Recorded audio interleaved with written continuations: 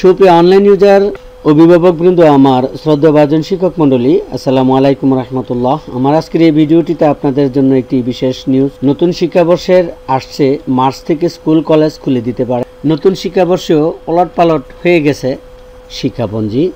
রাজধানীর কিছু নামিদামি স্কুল এর মধ্যে নতুন শিক্ষাবর্ষের ক্লাসও অনলাইনে নেওয়া শুরু করেছে।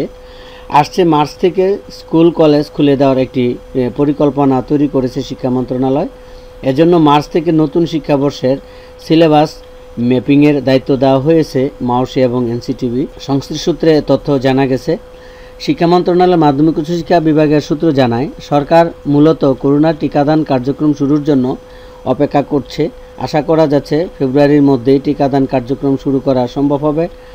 এরপরই মার্চ থেকে ধাপে ধাপে শিক্ষা প্রতিষ্ঠান খুলে দেওয়া হবে। মাধ্যমিক স্তরে একসঙ্গে সব শ্রেণীর পাঠদান শুরু না করে প্রথমেই 2021 শিক্ষাবর্ষের এসএসসি ও এইচএসসি পরীক্ষার্থীদের সরাসরি শ্রেণী পাঠদান কার্যক্রম শুরু করা হবে। পরেই শুরু হবে পঞ্চম ও অষ্টম শ্রেণীর পাঠদান। তারপর একটি দুটি করে অন্যান্য শ্রেণীর পাঠদানও শুরু করা হবে। মন্ত্রণালয়ের এই সূত্র জানায়, রাজধানীর বড় খ্যাতনামা স্কুলগুলো, যাদের এক শ্রেণীতে শিক্ষার্থীর সংখ্যা 40 জনের বেশি, তাদের দুই ভাগে ভাগ করে একদিন পর একদিন ক্লাস নেওয়ার কথা ভাবা হচ্ছে। আর মাওসি কর্মকর্তারা বলেন, এখনও পরিস্থিতি স্বাভাবিক হয়নি। স্কুল কলেজ খুলে দেওয়ার মতো কোনোই অবস্থা নেই। এ পরিস্থিতিতে 16 জানুয়ারির পর আবারও ছুটি বাড়ানো হতে পারে। শিক্ষামন্ত্রী ডাক্তার দীপুমণি সরকার প্রধানের সঙ্গে কথা বলে কতদিন ছুটি বাড়ানো যায় এ বিষয়ে সিদ্ধান্ত নেবেন। সার্বিক পরিস্থিতি বিবেচনায় হয়তো শিক্ষা প্রতিষ্ঠানের ছুটি আরও 15 থেকে 1 মাস বাড়ানো হতে পারে।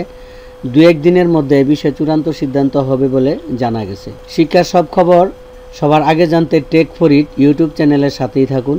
ভিডিওগুলো মিস করতে না চাইলে এখনই tech for it YouTube channel subscribe করুন এবং বেল বাটন ক্লিক করুন। বেল বাটন ক্লিক করার ফলে আপনার স্মার্টফোন বা কম্পিউটারে স্বয়ংক্রিয়ভাবে ভিডিওগুলোর নোটিফিকেশন পৌঁছে যায়। তো এই ছিল আমার আজকের ইম্পর্ট্যান্ট এবং গুরুত্বপূর্ণ তথ্যাদি।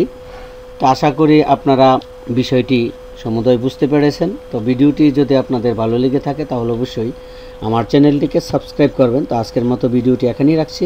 আল্লাহ হাফেজ।